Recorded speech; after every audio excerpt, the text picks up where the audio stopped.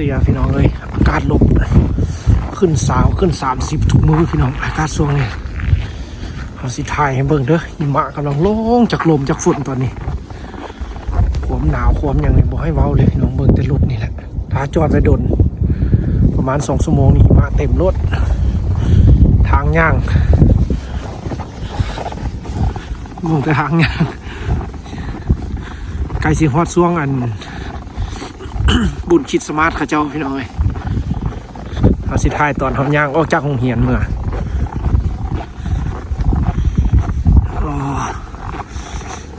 อากาศชีวิตคนเมืองหนาว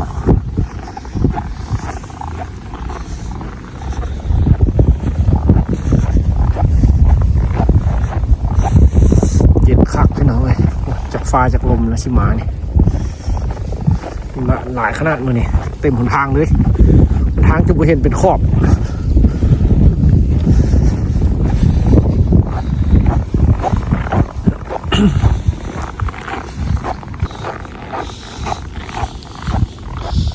แต่ละบ้านเขาออกมาถ่ายตอนพอดีย่างกลับบ้านพี่น้องหิมะกำลังลง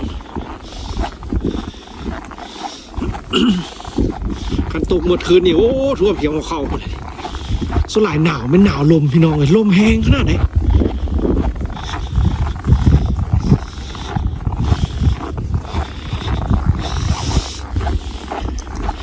ออกจากโรงเรียนแล้วก็ถ่ายตอนกลับบ้านพี่น้องย่างกลับบ้าน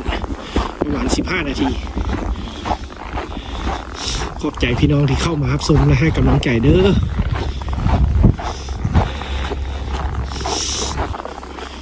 สุดเด้พี่น้องอยู่บ้านเพื่อนเนี่ย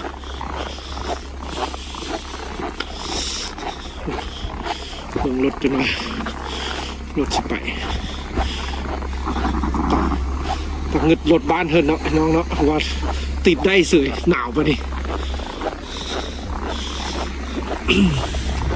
มาไปโรงเรียนนี่ถ้าไปยืนออกตอนพึกวีซ่าออกหน้าสนามพี่น้องเลยมันยืนมืดมือเลยนะคันอาจารย์ให้เพิ่นให้ดังไฟนี่ก็โอเคพี่น้องเลยคันมือไหนเพิ่นบอกให้ดังไฟก็ถือว่าจำเป็นได้ใส่เสื้อหนาๆคุ้มๆหลายๆตัวโอ้ไม่ลง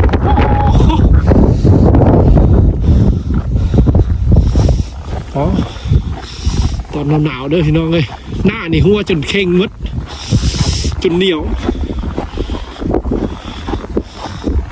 คันได้ตกพี่ลึกได้พี่น้องหิมะนะจน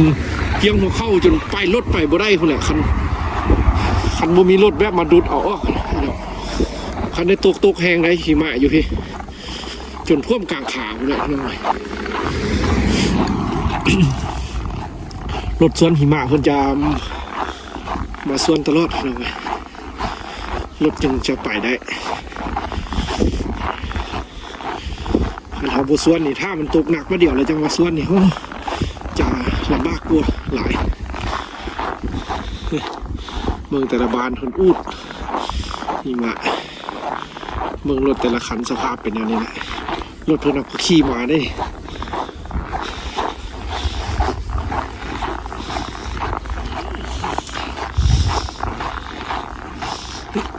ทางบ้านเขาจักสิเป็นยังไงพี่น้องอากาศทางบ้านนะหนาวฮอต15-16 องศาอยู่วะพี่น้องอยู่พี่แล้วเป็นสาวถ่ายดนอยู่บ่ได้เด้อโทรศัพท์นะพี่น้องอันนี้เขาซากแบตเต็ม100เลยนี่ตั้งมาลองเบิ่งสิได้ดนวะเมื่อวานนี้แบตอันโทรศัพท์ 60% ถ่ายบ่ได้ฮอต15 นาทีพี่น้องเลยคือว่าดับแบบดับปุ๊บเลยดับปุ๊บนี่คันเขาเข้าไปหาบนอุ่นนี่แบตก็มีคือเก่าแบตถือว่าแบตมันดับกระทันหันพี่น้องเลยแบบมันเย็นเกิดนะพี่น้องมันเย็นจนเหนียวกูได้เอามือไปจับโทรศัพท์นี่จับบอลเล็กตัวความหนาวแล้วมันทั้งหนาวทั้งลมทั้งฝนกูเลยมาประเดี๋ยวจนยุ่งวัดงึดแต่บ้านเพิ่นยู่ได้จังไหนพี่น้องเพิ่นไปซอกไปหาจินแล้วได้ยังไงสมองเก่งเลยประเทศรัสเซียนี่พี่น้องเลยก็ซื่นชมเพิ่นอยู่แบบแต่ละประเทศก็คือว่า แบรนด์เขาเจ้าสินะการส่งสินค้ามีอย่างกับไม่ค่อยจะมี แต่เขาเจ้าก็ยังสามารถเอาตัวเองรอดได้ในช่วงชีวิตแบบนี้พี่น้องเลยสิให้เบิ่งหนทางได้พี่น้อง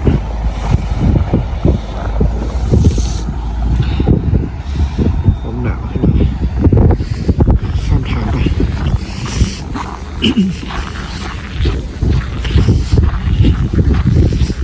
บ่โดนพี่น้อง15 นาทีก็ฮอดแล้วไกลแต่ของพักเงินบ่ไก่พี่น้องเลยบ่ไก่จักมหาวิทยาลัยมันไก่หลายกันลำบากในการย่างไปโรงเรียนแต่ละมื้อเบิ่งไหม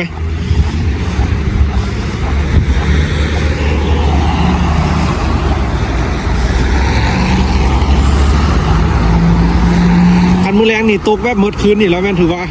แถวนี้อากาศสดชื่นฮะพี่น้องเอาต่อคลิปเมื่อวานนี้เด้อพี่น้องเอ้ยเมื่อวานนี้แม่นโทรศัพท์เฮาดับพี่น้องเอ้ยมื้อนี้ก็สิต่อคลิปพอดีกำลังเลิกเรียนกำลังสิกลับห้องพี่น้องเอ้ยถ่ายบรรยากาศเส้นทางกำลังสิกลับพี่น้องมื้อนี้ก็พอดีอากาศก็พอดีสวยงามหิมะกำลังตกมื้ออื่นแล้วแม่นเต็มบรรยากาศเลยพี่น้องเอ้ยเอาขอบใจพี่น้องที่ติดตามรับชมเด้อชีวิตของเฮาอยู่ทางนี้พี่น้องเอ้ยพี่น้องลาวทางบ้านที่ติดตามให้กำลังใจชีวิตในต่างแดนพี่น้องเอ้ยมาอยู่บ้านเพื่อนในการศึกษาห้ำเฮียนอยู่ประเทศรัสเซียนี่เนาะพี่น้องเขาก็สิเก็บเอาบรรยากาศฝากไปให้พี่น้องทางบ้านได้รับชมว่าเป็นแนวใดชีวิตอยู่พี่เต็มบ้านเลยหิมะ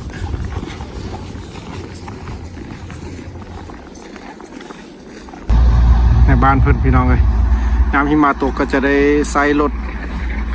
ดุดหรือรถตักพี่น้องเพื่อดุดเอาหิมะออกจากขนทางจึงจะสัญจรได้พี่น้องเลยนี่ก็เป็นบรรยากาศเขากำลังเดินทางสิกลับห้องพี่น้องเลยสิเมื่อห้องพักแล้วก็ถ่ายให้พี่น้องเบิ่งต่อคลิปเมื่อวานนี้พี่น้องเลยเพราะว่าเมื่อวานนี้โทรศัพท์พันดับพี่น้องเลยถ่ายบ่ได้สุดแล้วมื้อนี้สิต่อให้พี่น้องเบิ่งว่าอากาศอยู่พี่เป็นแนวใดประเทศรัสเซียนี่บ้านเพิ่นก็มาเอาน้ำกินพี่น้องเลยถือว่าอยู่รัสเซียแล้วถือว่าเป็น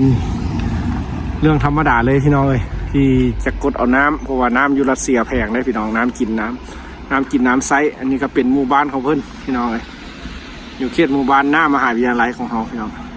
นี่มีรถดุดแล้วก็จะมีรถแก่เอาขี้เหงื่อเอาหิมะขึ้นแล้วเอาไปทอกที่บนอื่นนี่ก็คือบ้านเพิ่นรัสเซีย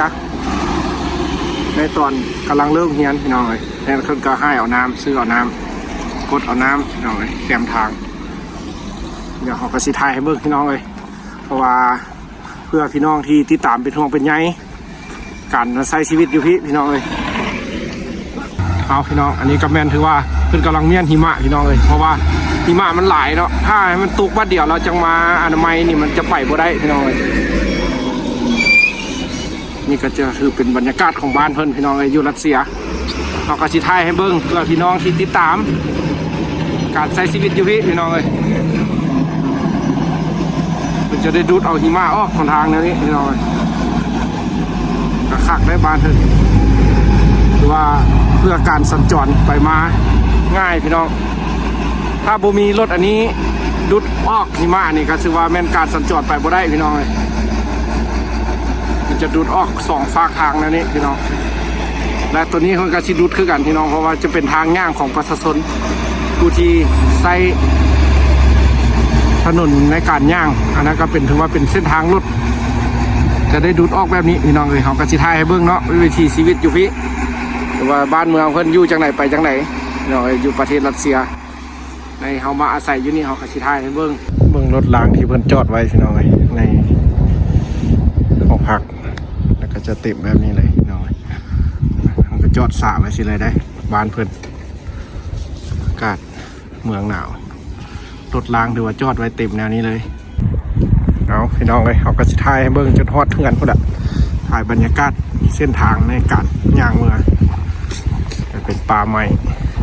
เส้นทางสวนหนังลิ้นหนังหัวของเขาเจ้าถ้าผู้ใดเดินทางมารัสเซียในช่วงนี้ถือว่าคุ้มค่าพี่น้องเลยถือว่าโชคดีละเพราะว่าอีกโมมอนี่จะมีการจัดบุญใหญ่ของเขาเจ้าบุญคริสต์มาสพี่น้องอยู่ในเมืองนี่สวยงามขนาดเดี๋ยวเบิ่งมืออื่นเขาสิเข้าไปถ่ายให้เบิ่งเด้อพี่น้องเลยเพราะว่ามืออื่นจะมีเวลาว่างหลาย เดี๋ยวเขาสิหาโอกาสเวลาเพื่อสิไปถ่ายคลิปงามๆให้พี่น้องเบิ่งในอยู่บ้านเทินพี่น้องเลยวัฒนธรรมบ้านเทินสิเป็นอะไร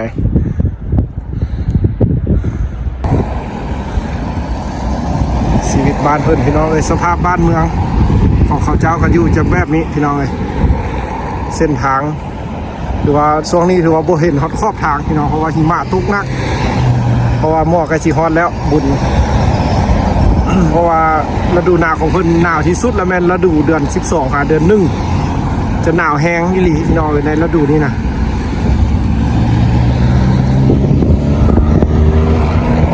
อันนี้ครับเป็นเส้นทางเขาย่างเมืองบ้านพี่น้องเลยสิไปท่าข้ามไฟแดงอยู่ทางนั้นแล้วก็เข้าเมืองเฮือนนี่เป็นสภาพบ้านเพิ่นเด้อพี่น้องเลยพี่น้องที่ติดตามรับชมเขาก็สิถ่ายให้เบิ่งพี่น้องเลยเพื่อทางบ้านได้เห็นลูกหลานมาเฮียนอยู่พี่น้องเลยการใช้ชีวิตของเขาเจ้าเป็นแนวใดเขาก็สิถ่ายเก็บให้เบิ่งเด้อถือว่าคลิปที่เขาเอาลงถือว่าแม่นเพิ่นได้รับอนุญาตแล้วเขาก็จึงมาถ่ายให้พี่น้องได้รับชมเด้อ